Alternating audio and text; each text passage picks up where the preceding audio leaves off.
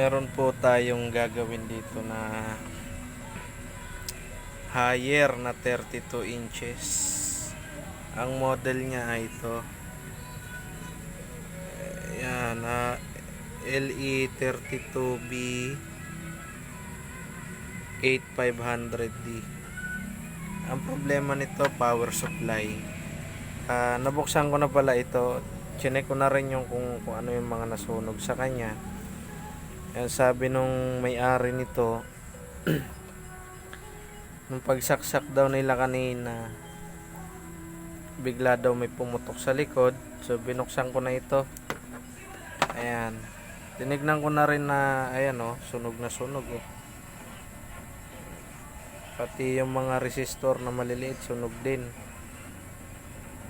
Ayan, tinanggal ko na ito para tinignan ko kung kaya pa siyang repairin. Kaya lang sa ganitong problema niya mukhang mahihirapan na tayong buuhin ito. Ribbon type din siya. Ayan, ribbon type. So yung panel nito nagawa na. Ayan may cutting na siya. So nagawa na yung panel nito. Yun lang ang sabi ng customer, pumutok daw ito bigla nung pagsaksak. So dahil wala tayong board, bumili lang ng mineral water. So wala tayong pamalit na ganito na board. So tingin ko parang hindi na natin ito mare-repair kasi sunog na sunog yung mga resistor, hindi na mabasa yung mga number niya.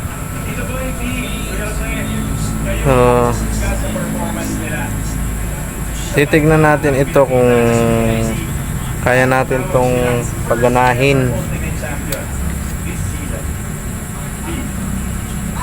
Ito yung kanyang backlight inverter section yan. Backlight inverter, ito yung kanyang 12 volts.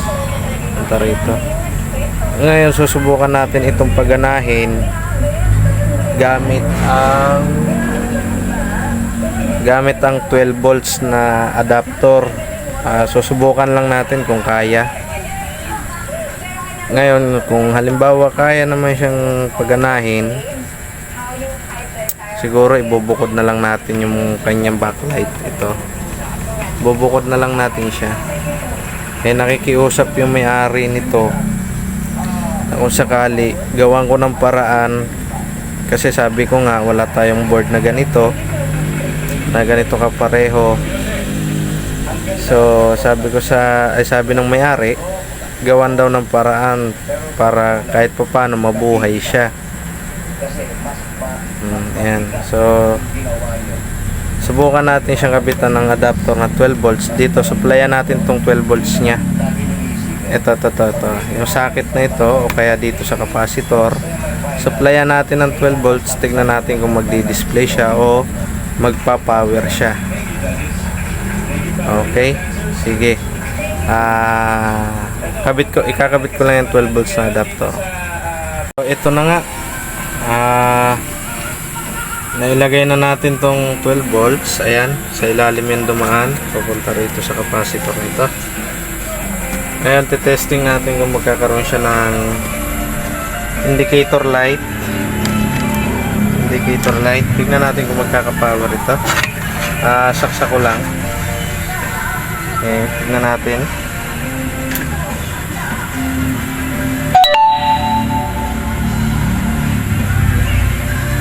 So ayan nagka-power siya Nakita nyo? Nagka-power siya. So lalagyan ko lang ito ng backlight tester at titignan natin kung may display siya. Bubunutin ko ulit. Nga pala ito guys, inangat ko pala itong kanyang chopper transformer. Inangat ko na ito. Hindi na siya nakatawid doon. So lalagyan ko lang ito ng backlight tester. Titignan natin kung gumana, kung meron siyang display. Tanggalin ko lang po ito. Nahirap tanggalin. So ito na, naputol pa nga.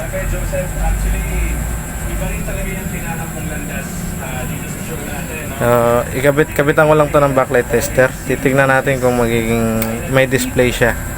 Nakakita nyo naman kanina meron na siyang power. Kinabitan natin ito ng 12 volts. Ayan, 12 volts. Ito. Dito po yan dumaan sa ilalim sa capacitor na ito. Nakita nyo may indicator light, nagkaroon siya ng power. So lalagyan ko lang ito ng backlight tester. Titignan natin kung may display na siya. Okay, so ito na, naikabitan natin yung kanyang backlight tester. So ayan, backlight tester tayo. Paiilawin natin ito, tapos yung kanyang 12 volts na ginawa natin,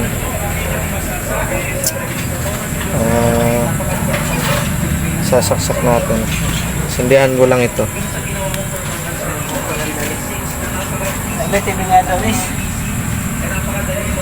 So ayan na, umiilaw na siya, may backlight na siya. Ngayon isasaksak natin itong 12 volts. Ayan, 12 volts po yan. Ito po yan dulo niya. Titignan natin kung magkakaroon siya ng display. Saksak ko lang ito ng maayos. Ayan, saksak muna natin habang tayo magkakas-power.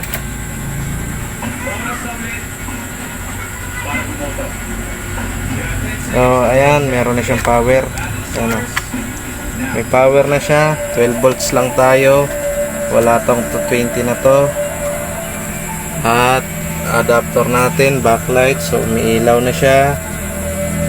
Ngayon try natin siyang i-on kung magkakaroon siya ng supply, ay ng display. On ko lang. So ayan, so nag-on na. So silipin natin. Ayun, higher. So nagkaroon siya ng supply. So ayan, meron na siyang display at wala namang tama yung kanya LCD. Okay naman siya. So ayan. So bunutin ko lang. Gumana yung 12 volts natin na power supply. Tinanggal ko itong chopper, ito. At ito binunot ko na, kumbaga wala na itong connection na power supply. Ang power supply natin 12 volts. Ayan. Ayan. So linagyan lang natin ng backlight tester yung kanyang backlight para malaman natin na nag-on na siya at may display na siya.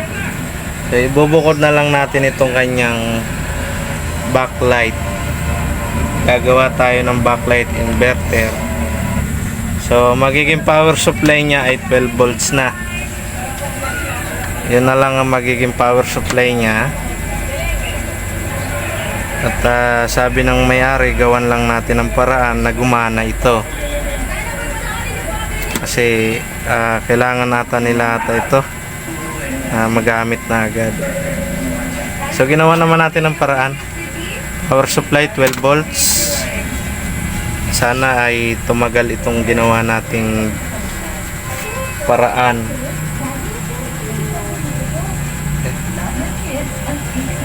So assemble ko lang yung kanyang backlight inverter na gagawin natin at i-set up na rin natin para ma-final testing natin ito.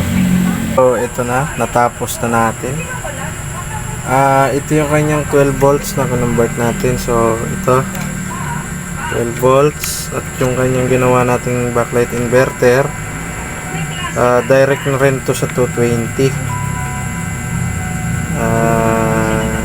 Yan na lang ang ginawa ko kasi mas nagagandahan kasi ako sa ganito. Sa akin lang naman, depende sa inyo kung gusto nyo pang lagyan ng relay para sabay sa pag-on ng TV yung backlight. Ako kasi mas gusto ko yung ganito kasi kaman mo agad, bukas na agad yung backlight, malalaman mo kung pundi siya o hindi pagka hindi nagsindi yung backlight. Pero sa akin lang naman, depende rin naman sa inyo kung paano ang gagawin yung backlight inverter. Pwede nyo rin lagyan ng relay para sabay sa pag-on ng TV. ito naman direct to 20. Pag saksak, iilaw na agad si backlight. So ito na, na-set up na natin. Titestingin na lang natin kung okay ba yung ginawa natin na 12 volts. Ito mga boss, wala na ito.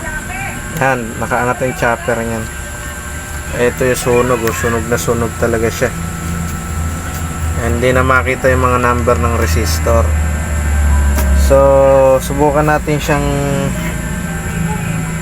isaksak at testingin natin kung successful ba yung ating ginawang paraan para lang magamit ni customer. So saksak ko lang po ito. Okay na, saksak. Nag power on. So bumukas backlight. Ayan, may backlight tayo. So ayan, on natin. Sira na rin pala yung switch button ito. Kailangan ko na lang sundutin. So nag on. Tingnan natin. So ayun, lumabas si higher. Okay po yung kanyang display. Malinis pa. Ayan. So successful yung ginawa nating power supply na 12 volts. Marami na rin naman nakakaalam nito na 12 volts ang power supply. So ito, para lang ito sa mga baguhan na kagaya ko na bago pa lang sa pagre-repair. Gusto ko nang maituro yung nalalaman ko doon sa mga baguhan na nag-aaral mag-technician. So ayan, successful naman. Meron na akong ginawa dati na ganito na 2022 pa ata iyon. Pensonic naman siya. So sabog din nung kanyang power supply. Ang ginawa ko, i-convert ko na lang din siya sa 12 volts. Ginawan ko na supply na 12 volts adapter. Tapos binukod ko na lang din yung kanyang backlight. So 1 taon mahigit na rin naman, hindi naman siya bumalik. Hindi naman siya nag-back job. So sana ito magtagal. At hindi sana masira kaagad ito. So ito na po yung ating setup. Yan, backlight tester, 12 volts adapter. So 220. Pinutol ko na rin yung linya nito papunta rito. So socket na lang yung kanyang gumagana. Kinating ko na yung linya. So okay na. May nakita naman na tayong display. Malinis naman yung kanyang screen. Wala namang problema. So nagmakaawa lang talaga si customer na sabi niya gawan ko ng paraan na mapagana siya. Kasi sabi ko wala akong board na ganito. Tsaka ako hindi na natin ubrang repairin yung nasunog. Ayan, kasi medyo malala sunog yung mga kanyang resistor. Kaya ginawa na lang natin ang paraan gaya ng sinabi ni customer. So gumana naman. Okay naman yung ating ginawang paraan, ginawang solusyon para magamit pa ni customer. So bubunutin ko lang po ito at tatakpan ko na para ma-testing natin. Final testing tayo. Okay, bunutin ko lang.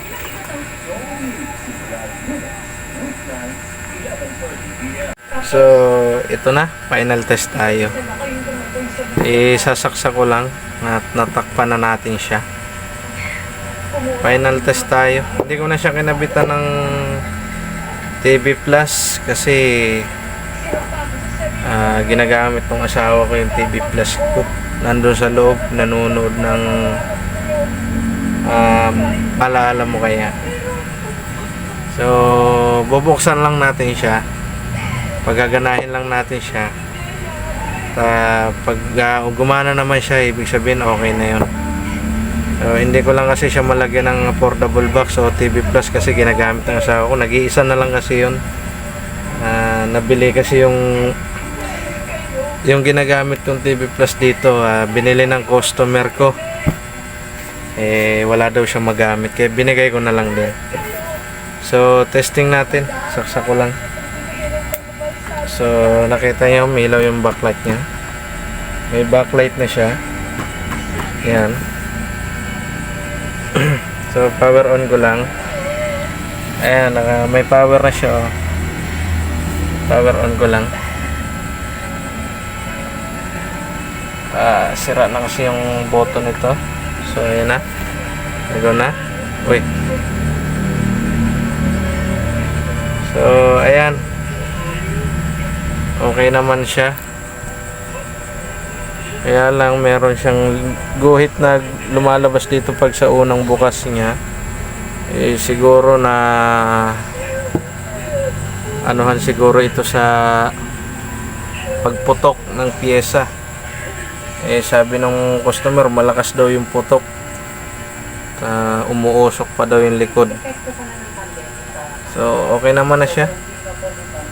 Hindi na natin siya sasalangan ng affordable box kasi wala tayo. Ginagamit ng asawa ko. So ayan. Okay. So successful po yung ginawa nating 12 volts na power supply.